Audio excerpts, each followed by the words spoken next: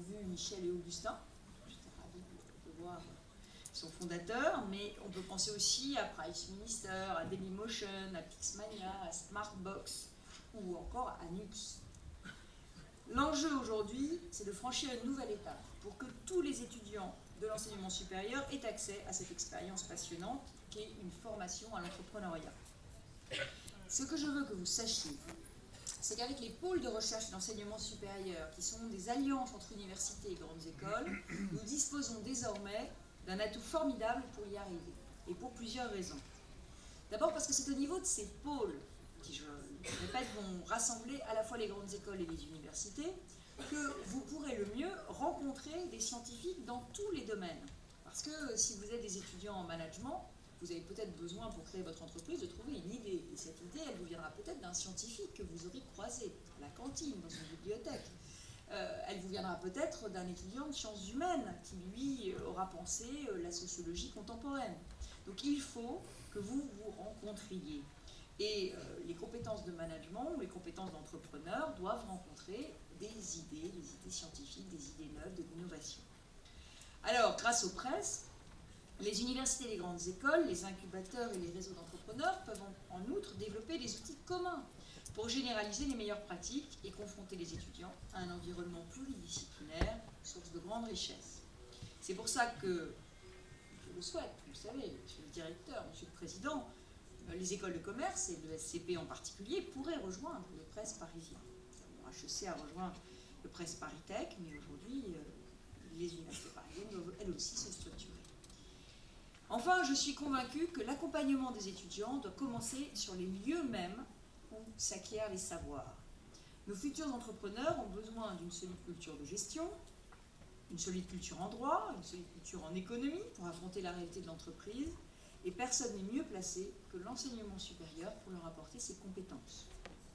Alors, mesdames et messieurs, avec Hervé Novelli qui va nous rejoindre dans quelques instants, nous sommes venus vous demander de relever un beau défi d'ici 2012. Ancrer en moins de 3 ans la culture de l'entrepreneuriat dans le parcours de tous les étudiants qui se préparent à entrer dans la vie active. Pour y parvenir, il est nécessaire à nos yeux de s'appuyer sur les initiatives existantes et de donner un coup d'accélérateur aux opérations entre établissements et en particulier, je l'ai dit, au pôle de recherche et d'enseignement supérieur. Le gouvernement veut y contribuer par une impulsion politique forte. C'est le sens du plan d'action qu'Hervé Novelli va vous présenter en détail et dont je ne vous donne ici que les grandes lignes. Pour s'assurer que tous les établissements s'inscrivent dans cette dynamique, nous allons leur demander d'identifier un référent entrepreneuriat. Un référent entrepreneuriat qui sera chargé d'aiguiller les étudiants vers des formations entrepreneuriales ou d'en créer si besoin ou de les animer si besoin.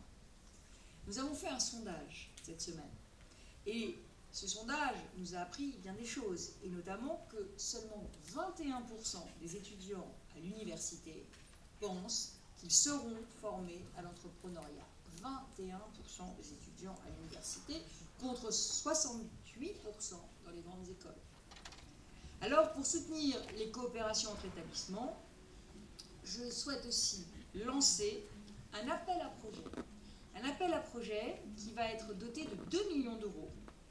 2 millions d'euros pour financer la création de pôles de l'entrepreneuriat étudiant, au sein des presses. Les presses, je l'ai dit, c'est l'échelle pertinente de promotion et de valorisation de l'entrepreneuriat. Donc on va faire des pôles de l'entrepreneuriat étudiant. Et ces pôles de l'entrepreneuriat étudiant seront bien évidemment en charge de nouer les contacts avec les entreprises et de former les étudiants.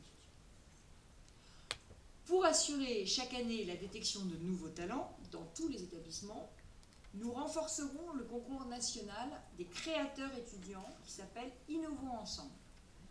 En 2009, un effort particulier sera mis sur les universités, avec l'appui de la conférence des présidents d'universités, dont je salue la vice-présidente Simone Bonafous, qui est avec nous aujourd'hui.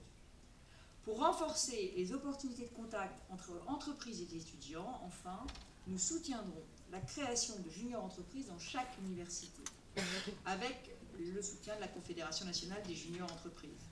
Aujourd'hui, il n'existe qu'une quinzaine les juniors entreprises dans les universités, alors que nous avons, vous le savez, 83 universités en France. Donc nous devons aller plus loin et le chemin à parcourir est encore long. Pour animer le réseau des référents et suivre la mise en œuvre de ces mesures, nous allons créer très prochainement une mission de coordination nationale sur l'entrepreneuriat étudiant, qui travaillera en liaison étroite avec la conférence des présidents d'université, la conférence des grandes écoles, la conférence des établissements et écoles de formation d'ingénieurs. Mesdames et messieurs, ces mesures sont autant de tremplins pour permettre à tous les jeunes entrepreneurs d'ouvrir de nouveaux horizons. Vous savez que cela s'ajoute au statut fiscal que nous avons conféré en 2008 à la jeune entreprise universitaire. La jeune entreprise universitaire, c'est celle qui est créée par un étudiant, par un enseignant ou par un jeune diplômé de moins de 5 ans. Et cette jeune entreprise universitaire a un statut fiscal qui est l'équivalent de celui de la jeune entreprise innovante, avec toutes les défiscalisations qui s'y attachent. Donc vous voyez, c'est une incitation supplémentaire à créer son entreprise le plus tôt possible et à le créer quand on est encore dans un statut relativement protecteur qui est celui de l'étudiant. Voilà, je compte